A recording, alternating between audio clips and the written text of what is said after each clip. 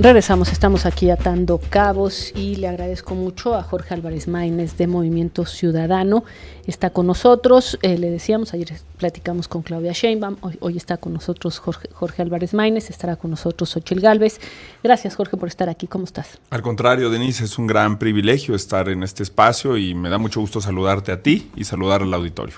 Cuéntame un poco, y siempre lo pregunto, en este caso es la primera conversación que tenemos, ¿qué significa eso de ser el candidato de lo nuevo?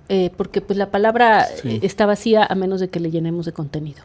Sí, yo coincido contigo que los conceptos, los adjetivos, que vivimos una época de muchas etiquetas y adjetivos y a veces de poco contenido, se tienen que llenar, se tienen que significar con hechos, en mi caso, creo que es lo que hay que acreditar. Y creo que lo nuevo apela a dos cosas. A una batalla generacional que creo que se está librando en todo el mundo. Hay por primera vez una tendencia, digamos, de precarización de las condiciones de vida a las que tenían las personas. La humanidad se acostumbró a que cada vez íbamos estando mejor en términos de salud, de esperanza de vida, de alimentación, de tecnología, a una ruta de progreso. Y digamos que en la generación millennial y centennial esa ruta se estancó y se revirtió con temas de medio ambiente, con temas de nutrición. ¿Pero lo nuevo qué es? Pues lo nuevo yo creo que es entender el principio de justicia intergeneracional y plantear un país para las próximas generaciones. No tanto de la edad de quienes estén en el poder y en los puestos de decisión. O sea, ¿es una cosa de juventud? Sino en el enfoque de la justicia intergeneracional, de gobernar, de que una generación no puede gobernar pisoteando los derechos de las próximas. Creo que ese es un significado distinto. ¿Y eso es lo que está pasando? Distinto. O sea, ¿tú sientes que en qué sentido hay un pisoteo de generación? En el de justicia climática, muy evidentemente, creo que se han generado recursos en el mundo, sí, en México en particular, los procesos que tenemos de contaminación del aire, del agua, de la sequía, del uso y abuso de recursos naturales, creo que han transgredido ese principio. En el fiscal, Denise, ayer platicaba, tú lo has entrevistado, conoces su trayectoria con Ricardo Bucio, me parece gravísimo que solo el 0.5% del PIB se dedique en este país a niños de entre 0 y 5 años. El tema que se ha dado a conocer de vacunación, otros temas que se han dado a conocer de cómo se ha abandonado estructuralmente a las niñas y a los niños, me parece que no se está aplicando ese principio de justicia intergeneracional. Entonces lo nuevo, porque entonces aquí hay un cambio, ¿no? Lo nuevo no tiene que ver con la clase política ni con las formas de la clase política. Lo nuevo tiene que ver con que tú lo que planteas es que generaciones menores de 40 años necesitan un representante, dado que consideras que en las sociedades, porque no solo en la nuestra, esas generaciones no están bien representadas. Así es. Entonces, eso sería, llamarlo nuevo, entonces no entiendo qué significa, sino que más bien, básicamente, haces un llamado a ser el representante de esas generaciones, porque crees que tienen intereses no necesariamente compatibles con generaciones arriba de los 40 años. Sí, intereses, digamos, en la parte del programa es así. Y luego otra cosa que es muy importante son los medios, ¿no? Los medios diferenciados de los fines, yo no los entiendo así.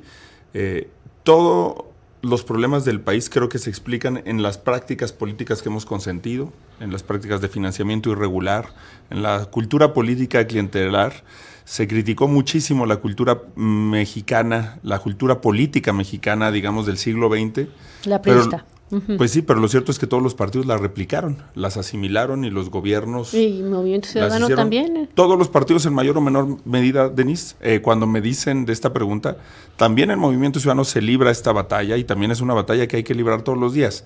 Lo que yo sí veo es diferencias enormes en la conformación, en las prácticas y en la toma de decisiones que se dan en el Movimiento Ciudadano respecto a los otros partidos y en nuestras votaciones, en nuestra agenda, en la forma en la que hacemos las cosas, sin nunca cancelar, Denise. Yo no creo, eso es algo que yo no comparto del actual presidente, sin darnos esta autoridad moral de perfección que no le concede espacio a la crítica.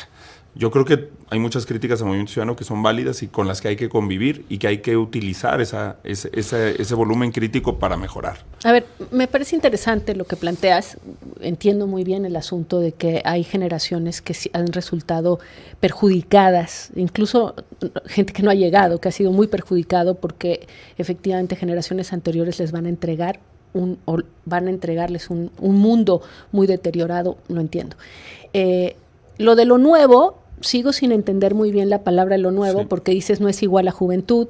Y luego, porque fíjate, cuando, ya te lo han preguntado y lo sé, pero cuando vimos la forma en que salió tu candidatura ahí entre las chelas con el gobernador de Nuevo León y luego las imágenes en el estadio de fútbol, fíjate que me parecía inquietante que la juventud se fuera relacionada con la frivolidad, con el mirreinismo, con la soberbia, en fin, creo que lo joven merece una representación más digna. Estoy de acuerdo contigo, estoy completamente de acuerdo contigo. No hay que pensar que la ligereza es banalidad, hay que cuidar esas fronteras, esos límites, no, y lo digo por los errores que se puedan cometer. Es que no la hay política que pensar... es una actividad muy digna, que Sí, necesita totalmente. seriedad y ciertas cosas que ciertos valores de dignidad no por ser serios hay que desprestigiarlos. Esta idea de que lo ligero, la chela, esto es como buena onda. ¿Por qué? ¿Cuál es el mensaje de eso frente a problemas de una enorme seriedad? No lo creo, Denise. Yo no solamente veo la ligereza en eso, veo la ligereza en muchas de las cosas que trato de incorporar a mi vida cotidiana. ¿Cómo qué? En el ejercicio, en mis aficiones por los deportes, en mis aficiones culturales. Creo que la ligereza tiene mucho más que ver. Yo decía el día de mi registro, Denise, que en buena medida parte del problema de la política es que terminan gobernando infelices. Y lo digo en el sentido de que es muy difícil que una persona consumida por el deseo de poder en sí mismo, el poder por el poder, pueda ser útil a expandir la felicidad ajena, la felicidad de los demás. Yo sí pienso que hay una cosa ahí extraviada, que en México, eso no es necesariamente de todos los países, aunque se puede exponenciar en la política. ¿Pero cuál es el tema? ¿Que los políticos son infelices? Que los políticos en México son marcianos, extraterrestres. No te los encuentras muy a menudo, a la mayoría, a los de la toma de decisiones, en las actividades cotidianas. No te los, o sea, a ver, yo te he encontrado a ti paseando a tus perros, yo te he encontrado a ti haciendo cosas, digamos, comunes, ordinarias. Pero Sí hay un punto en eso, porque no es gratuito que la clase política no observe los problemas que hay de transporte público, no es gratuito que los... O sea, tú lo que dices es, obviamente como en Escandinavia, lo que queremos es que lleven a sus hijos a las escuelas públicas, que vayan caminando, que usen el transporte público, que usen los servicios públicos de salud, digamos, Así que es. tengan la misma vida que todos y con eso Que sea tengan menos... contacto. Pero, ¿qué tiene que ver eso con lanzar una campaña con cervezas? No, porque tú me decías que en dónde más veía yo la ligereza. Mira, yo no tengo una postura sobre esos temas de doble moral. La verdad es que... ¿De doble moral? Pues sí, no, ¿Qué? porque no tengo un asunto sobre el prohibicionismo. Hay un asunto, creo que muy exagerado, sobre este tipo de temas, sobre el asunto de las adicciones. No creo que sea una política correcta del presidente la estigmatización y el prohibicionismo. Se combinan de una manera O sea, ¿tú crees gravísima. Que el señalamiento tiene que ver con que consumes alcohol y eso, o sea, que se está estigmatizando como Totalmente, alguien que toma pues alcohol? puedes ¿O es checar... más bien que estás haciendo una presentación de una candidatura y lo estás haciendo en un entorno que parecería no entender, digamos, más una seriedad, Las dos cosas. Hay críticas sensatas como la que tú acabas de reproducir, pero también hay una campaña de estigmatización y de difamación, que de hecho hemos denunciado, pagada, se puede acreditar, es muy fácil probar eso ahora, con bots, con trolls, sobre todo del PRI del PAN, millonaria, que tiene que ver con este tipo de temas. Yo creo que son las dos cosas, pero bueno. A ver, sobre el tema de lo nuevo, Sí. que me parece interesante, nada más déjame hacerte otra pregunta. Eres el único candidato hombre. ¿Eso piensas sacar, digamos, raja de eso? ¿Eres el hombre para los hombres que no quieren votar por mujeres? No, yo pienso que eso sería un absurdo. Al contrario, yo lo que pienso es que hay que aprovechar que tenemos a dos mujeres que yo creo que merecidamente han estado en la boleta presidencial en esta contienda. No estoy de acuerdo con que hayan violado la ley con procesos de precampaña y de campaña simulados y anticipados. Pienso que han violado sistemáticamente la ley en este proceso, pero sus trayectorias creo que las hacen muy dignas representantes de sus coaliciones para estar en la boleta presidencial. Yo creo que deberíamos de aprovechar esta coyuntura histórica para que una agenda vital, necesaria de México con perspectiva de género pudiera avanzar, incluso desde ahora mismo, porque hoy mismo tenemos periodo ordinario de sesiones y hay muchos temas que pudieran aprobarse con el consenso de las candidatas presidenciales. Un candidato presidencial debe tener incidencia en su bloque parlamentario. Todo el sistema de cuidados, todos los temas que tienen que ver con procesos accesibles para la justicia, para las mujeres, que implican reformas que están discutiéndose en la Cámara de Diputados, derechos, libertades, el derecho de las mujeres a decidir sobre su cuerpo, sin criminalización. Todas esas cosas se podrían aprobar hoy en la Cámara de Diputados, en el Senado de la República, y creo que ese es el contexto idóneo, porque tenemos un contexto político en México que afortunadamente ha tendido a la paridad. Déjame preguntarte, ¿qué tienes en común con Sandra Cuevas? No la conozco mucho, Denise, no me gusta mentir, me ha gustado su actitud de humildad, me gustó que Sandra no llegó a Movimiento Ciudadano pidiendo una plurinominal. ¿La actitud de humildad? Pues digo, porque no le hemos visto dar explicaciones. como en los días gobernante recientes con Movimiento Ciudadano, que no llegó exigiendo, pidiendo, como suele ser en muchos casos de la política, una posición de representación. ¿Te sorprendió que se convirtiera ella y Alejandra Barrales, Roberto Palazuelos? ¿Son candidatos que te sorprendieron? Digo, llevó a una gente que respetamos mucho, que es Patricia Mercado, a renunciar. Yo también la respeto mucho, tan es así que construí el programa que va a ser el eje de mi campaña con ella, Denise. Creo que si comparamos las listas de Movimiento Ciudadano con las listas del PRI, del PAN y de Morena. Pero hablemos de la de Movimiento Ciudadano por eso, de la sí de Movimiento mismas. Ciudadano, pero también tienen derecho a que se hable de ellas Patricia Urriza, que va en la lista para el Congreso de la Ciudad de México y que no tiene menciones, que no tiene espacio, que no tiene nunca esta visibilización. O Anayeli Muñoz, que va como candidata a diputada federal de Aguascalientes. Y eso es lo... ¿no revela nada? Roberto Palazuelos, Sandra Cuevas no va en ninguna lista. Sandra Cuevas, no va en ninguna Alejandra, lista. ¿No revela nada? Roberto Palazuelos ni Sandra Cuevas van en listas de representación proporcional. Yo estoy hablando, por ejemplo, Patricia Mercado es la número 1 en la lista de la primera circunscripción. O sea, son candidatos del que partido. Es la de más alta votación de Jalisco. No, y está bien. Son candidatos y simplemente tú eres el candidato a la presidencia. Movimiento Ciudadano se presenta, no solo tú, sino Movimiento Ciudadano como algo nuevo. Me gustaría hacerte la pregunta sobre estas candidaturas que incluye Movimiento Ciudadano. Yo sé que hay otras. Sé que hay otras cosas criticables en las otras listas de otros partidos, pero estoy hablando contigo. Entonces te tengo que preguntar a ti sobre las de tu partido. Entonces no me digas que Roberto Palazuelos, Alejandra Barrales y Sandra Cuevas son lo nuevo en la política o representan valores que tú compartes. Eso es lo que quiero saber.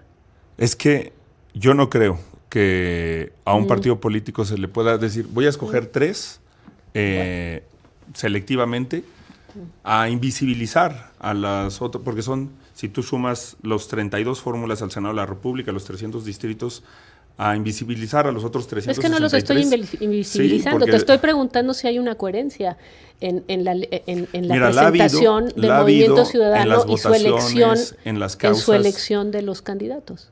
Pues sí, porque ¿sí sí lo creo, sí creo que el balance es absolutamente positivo para Movimiento Ciudadano. Sí creo que nuestras candidatas al Senado en la Ciudad de México son mejores que los candidatos de Morena. Los candidatos de Morena tienen una historia de corrupción, de falta de resultados en materia de procuración de justicia y de acceso a la seguridad para millones de habitantes de la Ciudad de México. Sí creo que hombre por hombre, mujer por mujer y persona por persona podemos contrastar los candidatos de Movimiento Ciudadano, las candidaturas de Movimiento Ciudadano con las de la coalición del PRI y del PAN y con las de la coalición de Morena. Dime, veía yo los anuncios de Movimiento Ciudadano y demás, básicamente es el ¿cómo se llama? El chico tan lindo que canta, pero pues no parece haber mucho contenido en todo eso, ni en el Fosfo, ni en nada de eso. Me gustaría un poco tu punto de vista sobre esto, sobre el posicionamiento de un partido por el color, naranja. Mira, Denise, yo sí pido que haya piso parejo.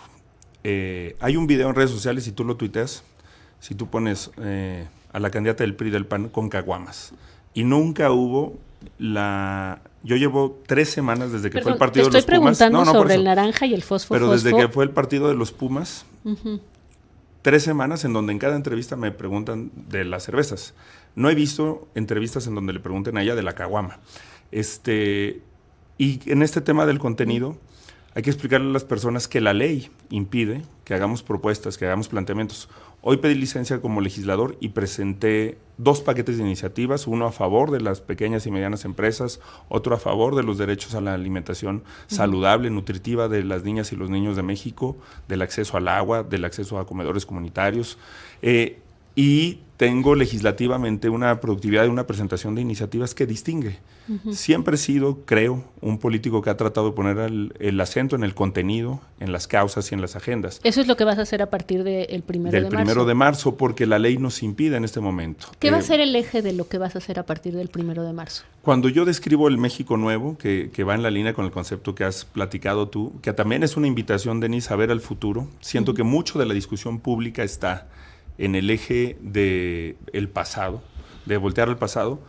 He descrito 3 ejes principales. Un México con justicia y paz, que creo que ese es el tema que carcome hoy a México, que tiene sumido a México en una etapa de oscuridad. La falta de acceso a la justicia, la inseguridad, el dominio que tiene del control territorial del crimen organizado. Un México con prosperidad, que es una idea de no solo basta el desarrollo. Al desarrollo hay que agregarle respeto al medio ambiente, sustentabilidad y visión con justicia intergeneracional y con igualdad de oportunidades, y un México de iguales, que creo que la desigualdad es el problema estructural más importante de México. Digamos, en esto creo que podrían coincidir justicia, prosperidad e igualdad otros candidatos. Sí. Me parece interesante el eje que te haría a ti distinto a los demás, porque pues eso se trata. ¿Cuál es lo que es este eje que me acabas de decir de ser el representante de generaciones que sientes que están mal representadas y que sus intereses no están siendo, digamos, tomados en consideración como deberían ser tomados en consideración por las élites políticas? ¿Esa es tu diferencia? O sea, ¿eso es lo que vas a enfatizar a lo largo de estos trayectos? Déjame hacer una pausa, regresamos y vamos a terminar esta conversación al volver. Ya volvemos. Regresamos, estamos aquí atando cabos y bueno, pues estamos conversando con Jorge Álvarez Maínez, estamos terminando esta conversación, empieza campaña, le decía yo que si en Sonora, me dice que en realidad no, que va a ser en Jalisco donde empieces el viernes tu campaña. Así es, mira, vamos a estar este primer fin de semana, estamos definiendo el orden Jalisco, Sonora y Nuevo León. Y luego, el tema de las universidades, que he dicho que va a ser un acento de mi campaña. Voy a iniciar a visitar universidades.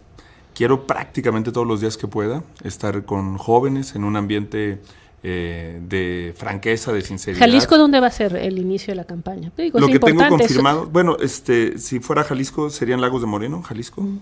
¿Cuál es el acento? ¿El hecho de que estás en un lugar que gobierna Movimiento Ciudadano? O sea, ¿qué es lo que quieres decir? Son lugares porque Fresnillo emblemáticos. Está diciendo Xóchitl Gálvez, es la inseguridad. Son lugares emblemáticos porque qué? Los gobernamos, porque yo estudié en Guadalajara, en Jalisco. Creo que ahí se inició el camino de derrota del bipartidismo que definió mucho tiempo al país, porque ahí están realizados los hechos que nosotros decimos. Cuando yo hablo de una agenda, pues se tiene que estar implementando en los lugares en donde gobernamos y creo que lo hemos hecho. Por ejemplo, tanto Jalisco como Nuevo León tienen acceso gratuito a los tratamientos contra el cáncer infantil, tienen una serie de derechos. O sea, es porque ustedes están infancia. ahí y quieren lanzarse. En Sonora en Sonora es porque ahí la primera campaña en la que yo participé en Movimiento Ciudadano como secretario de organización, como delegado especial, fue justamente en Sonora, en una elección extraordinaria en Obregón. Y creo que son lugares emblemáticos de la lucha que hemos dado. Y el lunes estaré yo en mi alma mater, en la universidad de El ITESO, que es donde estudié mi carrera. A ver, una pregunta. Dices, el Movimiento Ciudadano es una amenaza contra el bipartidismo. ¿Lo es realmente? ¿En las encuestas te dan el 5%? Sí, y no he hecho un solo día de campaña. No ha habido un solo spot mío, no hay todavía un espectacular. ¿A cuánto aspiras? Es natural a ganar, estimada Denise. Bueno, está bien. Yo compito con esa convicción. Creo que la manera en la que más le puedo servir a México y más puedo cambiar las cosas es ganando. Solamente quisiera retomar el tema de la diferenciación. Este tema de la justicia intergeneracional es un acento muy importante. Yo he dicho, por el bien de todos y de todas, primero las niñas y los niños, hay que modificar la estructura del gasto social y de la recaudación en el país porque donde se decide nuestro destino, nuestras vidas, es entre los 0 y los 6 años. Eso está probado con evidencia. Y la otra diferenciación, Denise, es que sí, Xóchitl y Sheinbaum pueden hablar de seguridad, pero ellos han apoyado el proceso de militarización del país y desmantelamiento de las capacidades civiles del Estado. El PRI, el PAN y Morena, si un acento tienen en común, es este proceso de militarización.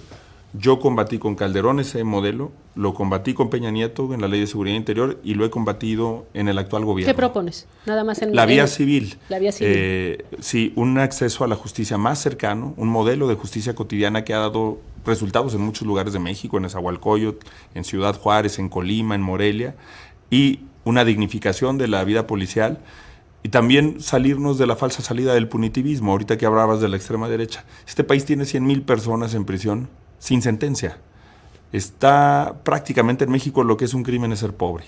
Y tenemos que modificar el sistema penitenciario, el sistema de justicia para tener otros objetivos. O sea, sería lo contrario de Nayib Bukele. Hay una cosa que tiene el modelo Nayib Bukele que hay que replicar, la voluntad y la dignificación de los elementos que dan esa batalla.